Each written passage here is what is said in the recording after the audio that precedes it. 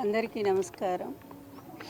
30 ఏళ్లుగా నా పోరాటానికి స్ఫూర్తినిస్తున్న నా భర్త నందమూరి తారక రామారావు గారి ఆత్మకి శాంతి కలగాలని మనస్ఫూర్తిగా కోరుకుంటూ, నిరంతరంగా ఎన్నాళ్ళు ఈ పోరాటం సాగుతుందో నాకే తెలియదు. కళ్ళ ముందు ఎన్ని జరుగుతున్నా కూడా, ఎన్ని అకృత్యాలు జరుగుతున్నా కూడా బాధపడుతూనే ముందుకు సాగిపోతూనే ఉన్నాను. ఇప్పటికి కూడా ఈ అబద్ధాల ప్రపంచం, ఈ దుర్మార్గుల అరాచకం నన్ను వెంటాడుతూనే ఉంది, వేధిస్తూనే ఉంది. ఎన్ని రకాలుగా అవమానాలు ఎదుర్కోవాలో నాకే తెలియట్లా. నేను చేసిన తప్పేంటో ఇప్పటికి కూడా నాకు తెలియదు. ఆయన నన్ను వివాహం చేసుకున్నారు, అందరి ముందే చేసుకున్నారు, లక్షలాది జనం ముందు అనౌన్స్ చేసి చేసుకున్నారు, భారీగా ఇంటికి తీసుకొచ్చారు, గౌరవం ఇచ్చారు. చివరి వరకు ఆయన ఆరోగ్యం కోసం, ఆయన ఆనందం కోసం, తర్వాత ఆయన అధికారంలో రావటం కోసం నిరంతరం కృషి చేశాను. ఒక చిన్న పదవి తీసుకోలేదు, ₹1 డబ్బు ఆశించలేదు, నిస్వార్థంగానే మిగిలిపోయాను. చివరికి ఆయన వెళ్ళిపోయారు. ఎందుకు వెళ్ళిపోయారో కూడా తెలుసు, ఎన్ని కుతంత్రాలు జరిగాయో. ఆ తర్వాత కూడా వాళ్ళు వదిలిపెట్టకుండా అదే అబద్ధాలను కంటిన్యూ చేస్తూ నా జీవితాన్ని నాశనం చేయడానికి ప్రయత్నం చేస్తూ ఉన్నారు. ఇప్పుడు ఎందుకు ఇన్నాళ్ళు మాట్లాడకుండా ఎప్పుడు మాట్లాడుతున్నానంటే, నిన్న కూడా ఎవరో నాకు తెలీదు, వాళ్ళ సోషల్ మీడియాలో మరి ఎవరో నా నంబర్ రిలీజ్ చేశారు. చేసిన దగ్గర నుంచి టీడీపీ వాళ్ళు తిట్లు ప్రారంభించారు. ఎందుకు నాకే అర్థం కావట్లేదు. నేను ఎవరిని ఏమి అనలేదు. ఎప్పుడు కూడా నేను వ్యక్తిగతంగా ఎవరి జీవితాల గురించి నేను మాట్లాడలేదు, ఎప్పుడు మాట్లాడను కూడా. నేను ఎప్పుడు మాట్లాడినా ఒక సిద్ధాంతం గురించి, రాజకీయపరమైన అంశాల గురించి మాట్లాడతానే తప్ప, ప్రజాస్వామ్యాన్ని గురించి మాట్లాడాను తప్ప ఎప్పుడూ కూడా వ్యక్తిగత జీవితాల గురించి మాట్లాడలేదు. కానీ వాళ్ళే కల్పించుకొని నిన్న నుంచి ఎవరో మరి తెలుగుదేశం అతనట నా నంబర్ రిలీజ్ చేశారట. ఎందులో చేశారో కూడా నాకు తెలియదు, అతను ఎవరో కూడా నాకు తెలియదు. అక్కడి నుంచి వందలాది ఫోన్లు నాకు ఇలా నా ప్రైవేట్ ఫోన్కి ఈ విధంగా విఘాతం కలిగించవచ్చా? నేను చంద్రబాబు నాయుడు గారినే ధర్మం అడుగుతూ ఉన్నాను. నేను ఈ ఇంటి దాన్నే కదా, మీరు అవుననుకున్నా కాదనుకున్న అత్తగారినే కదా, ఎన్టీఆర్ భార్యనే కదా. ఆమెను ఇంకా కూడా ఇలా మీ వాళ్ళు అవమానం చేస్తూ ఉంటే మీరు భరిస్తున్నారా? మీరు చూస్తున్నారా? అసలు మీకు తెలుసా, తెలియదా?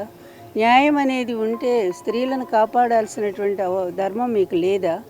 దయచేసి మీరు ఆలోచించండి. ఎందుకు ఈ విధంగా నన్ను వెంటాడుతున్నారు, వేధిస్తున్నారు? నేనేం తప్పు చేశాను? మీకు నేనేం ద్రోహం చేశాను?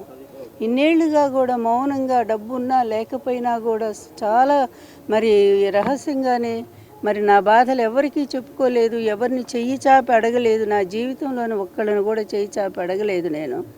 అలాంటి జీవితం ఎన్టీఆర్ గౌరవం కోసమే పాకులాడుతూ, ఇన్నేళ్లుగా ఆయన కోసమే జీవిస్తూ, ఆయన ఆశయంలోనే నడుస్తూ ముందుకు పోతున్నాను కదా. అట్లాంటి ఇంకా నా మీద ఎందుకయ్యా మీ కక్ష? ఏమిటి నేను చేసిన తప్పు మీరు చెప్పండి. తప్పులన్నీ మీరు చేశారు, చేయాల్సిందంతా మీరు చేశారు, లక్షల కోట్లు మీరు సంపాదించుకున్నారు, అదేవిధంగా పెద్ద ఆయన సాగనంపారు.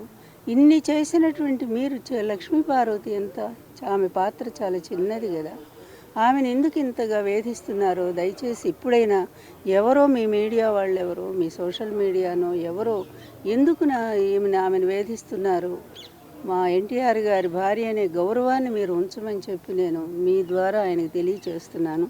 ఇటు చూడండి ఒక్కసారిగా మీకు, ఎందుకంటే ఆధారం లేకుండా మాట్లాడకూడదు కదా. మీరు చూడండి, ఇటు ఎన్ని నంబర్లో చూడండి. కనీసం 1000 నంబర్లన్నా నేను డిలీట్ చేసి ఉంటాను, 1000 నంబర్లన్నా డిలీట్ చేసి ఉంటాను. అయినా కూడా ఆగకుండా రాత్రిపూట అసలు ఏదన్నా నాకు అర్జెంట్ కాల్ వస్తుందేమో కూడా తెలియదు కదా.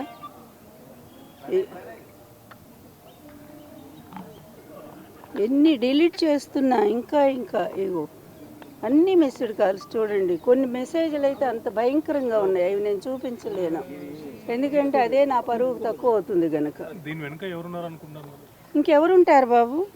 నన్ను విమర్శిస్తుంది ఎవరు ఇన్ని సంవత్సరాలుగా చెప్పండి? ఇంకెవరున్నారు నాకు శత్రువులు? బయట ఎవరైనా ఉన్నారా? పేరు నాకు నేను తెలియకుండా ఎప్పుడు కూడా చెప్పను. కానీ తెలుగుదేశం సోషల్ మీడియా నుంచి ఈ విధంగా వేధిస్తూ ఉన్నారు నన్ను ఇంకా కూడా. ఈరోజు కూడా నా భర్త పోయిన రోజు ఈరోజు నిజంగా పుట్టెడు దుఃఖంలో ఉన్నాను నేను. ఎందుకంటే ఈరోజు గుర్తొచ్చినప్పుడల్లా నాకు ఆ రోజు గుర్తొస్తుంది. జనవరి 17 ఆయన అనుభవించిన మానసిక క్షోభ, ఆయన పడ్డ బాధ, నిజంగా ఆయన గుండె ఎలా ఆగిపోయిందో ఇవన్నీ గుర్తొచ్చి నాకు మనసంతా కలిచి వేస్తుంది. ఎవరు మోస్తారు ఈ బాధని చెప్పండి? ఈ రోజుల్లో ఎవరైనా ఉన్నారా? కానీ ఆయన అతిగా ప్రేమించాను కనుక ఆయన బాధను కూడా నేను స్వీకరించాను, ఆయన ఆశయాన్ని కూడా నేను తీసుకున్నాను.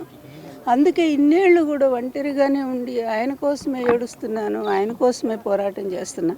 అయినప్పటికీ కూడా ఇంకా నన్ను వదిలిపెట్టుకుని ఎందుకు అవమానం చేస్తారు? నేను మిమ్మల్ని మీ వ్యక్తిగత జీవితాలు నేను అడిగానా? మీ అందరికి కూడా తల్లులు ఉన్నారు కదా, మీకు చెల్లెళ్ళు ఉన్నారు, అక్కలున్నారు. ఇంతమంది ఉన్నటువంటి ఒక తల్లి గర్భంలోంచి వచ్చినటువంటి వాళ్ళు అట్లాంటి భాష ఎలా మాట్లాడతారు? అలా ఎందుకు మహిళలను అవమానం చేస్తారు? ప్రతి మహిళలో మీ తల్లిని మీరు ఊహించుకోలేరా? దయచేసి చంద్రబాబు గారు, మీరు ఇట్లాంటి మహిళల మీద జరుగుతున్న ఈ దారుణాలు, ఈ హింస, ఈ అవమానాలు, వీటన్నిటినీ కూడా మీరు నిరోధిస్తే మీకు మంచి పేరు వస్తుందండి. లేకపోతే మహిళలే మీకు శాపం పెడతారండి. సెలవు.